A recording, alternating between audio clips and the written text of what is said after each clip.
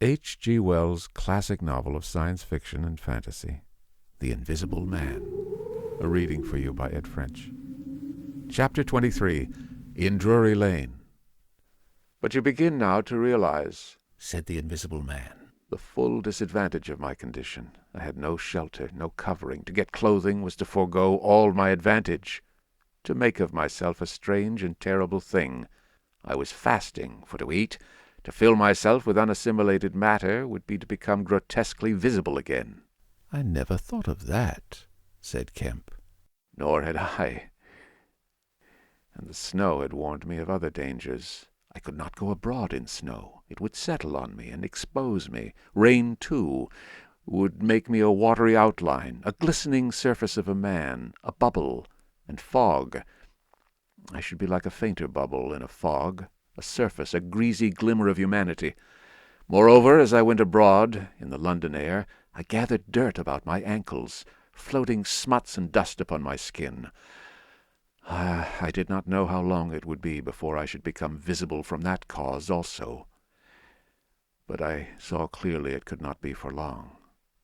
Not in London, at any rate. I went into the slums towards Great Portland Street, and found myself at the end of the street in which I had lodged.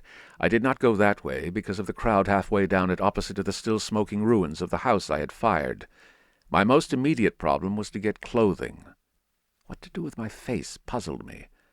Then I saw in one of those little miscellaneous shop news, sweets, toys, stationery, belated Christmas tomfoolery, and so forth, an array of masks and noses. I realized that problem was solved. In a flash I saw my course. I turned about, no longer aimless, and went circuitously in order to avoid the busy ways towards the back streets north of the Strand. For I remembered, though not very distinctly where, that some theatrical costumiers had shops in that district. The day was cold, with a nipping wind down the northward running streets. I walked fast, to avoid being overtaken. Every crossing was a danger, every passenger a thing to watch alertly. One man, as I was about to pass him at the top of Bedford Street, turned upon me abruptly and came into me, sending me into the road and almost under the wheel of a passing hansom. The verdict of the cab rank was that he had had some sort of stroke. I was so unnerved by this encounter that I went into Covent Garden Market and sat down for some time in a quiet corner by a stall of violets, panting and trembling. I found I had caught a fresh cold, and had to turn out after a time, lest my sneezes should attract attention.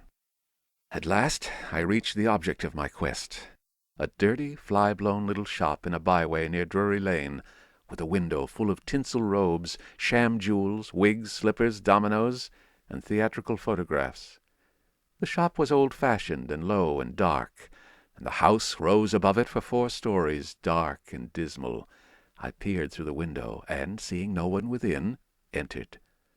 The opening of the door set a clanking bell ringing. I left it open, and walked round a bare costume stand into a corner behind a cheval glass. For a minute or so no one came. Then I heard heavy feet striding across a room, and a man appeared down the shop. My plans were now perfectly definite. I proposed to make my way into the house, secrete myself upstairs, watch my opportunity, and when everything was quiet, rummage out a wig, mask, spectacles, and costume, and go into the world, perhaps a grotesque, but still a credible figure. And incidentally, of course, I could rob the house of any available money. The man who had entered the shop was a short, slight, hunched, beetle-browed man, with long arms and very short, bandy legs. Apparently I had interrupted a meal. He stared about the shop with an expression of expectation. This gave way to surprise, and then to anger, as he saw the shop empty. "Damn the boys," he said. He went to stare up and down the street. He came in again in a minute, kicked the door to with his foot spitefully, and went muttering back to the house door. I came forward to follow him, and at the noise of my movement he stopped dead. I did too, startled by his quickness of ear. He slammed the house door in my face. I stood hesitating. Suddenly I heard his quick footsteps returning, and the door reopened. He stood looking about the shop like one who was still not satisfied. Then, murmuring to himself, he examined the back of the counter and peered behind some fixtures. Then he stood doubtful. He had left the house door open, and I slipped into the inner room. It was a queer little room, poorly furnished, and with a number of big masks in the corner. On the table was his belated breakfast, and it was a confoundedly exasperating thing for me, Kemp, to have to sniff his coffee and stand watching while he came in and resumed his meal.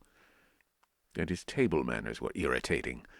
3 doors opened into the little room, one going upstairs and one down, but they were all shut. I could not get out of the room while he was there. I could scarcely move because of his alertness, and there was a draught down my back. Twice I strangled a sneeze, just in time. The spectacular quality of my sensations was curious and novel, but for all that I was heartily tired and angry long before he had done his eating.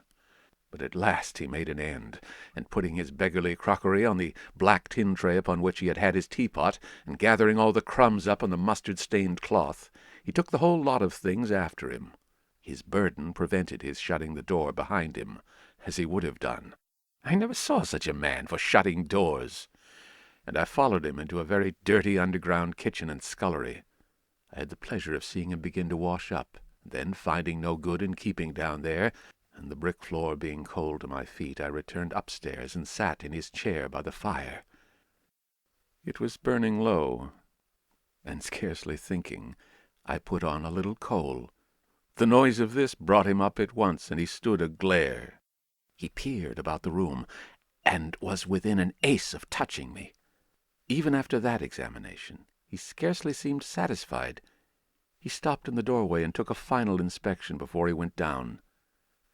I waited in the little parlor for an age, and at last he came up and opened the upstairs door. I just managed to get by him. On the staircase he stopped suddenly, so that I very nearly blundered into him. He stood looking back right into my face and listening. "I could have sworn," he said. His long, hairy hand pulled at his lower lip. His eye went up and down the staircase. Then he grunted and went on up again. His hand was on the handle of the door, and then he stopped again with the same puzzled anger on his face. He was becoming aware of the faint sounds of my movements about him. The man must have had diabolically acute hearing. He suddenly flashed into rage. "If there's anyone in this house," he cried with an oath, and left the threat unfinished.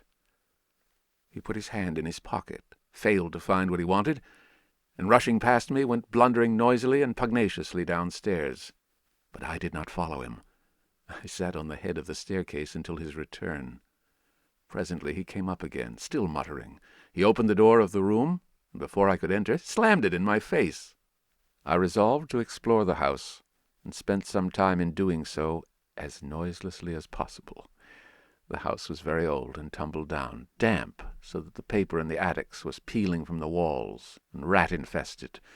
Some of the door handles were stiff, and I was afraid to turn them. Several rooms I did inspect were unfurnished, and others were littered with theatrical lumber, bought second-hand, I judged, from its appearance. In one room next to his I found a lot of old clothes. I began routing among these, and in my eagerness forgot again the evident sharpness of his ears. I heard a stealthy footstep, and, looking up just in time, saw him peering in at the tumbled heap, and holding an old-fashioned revolver in his hand.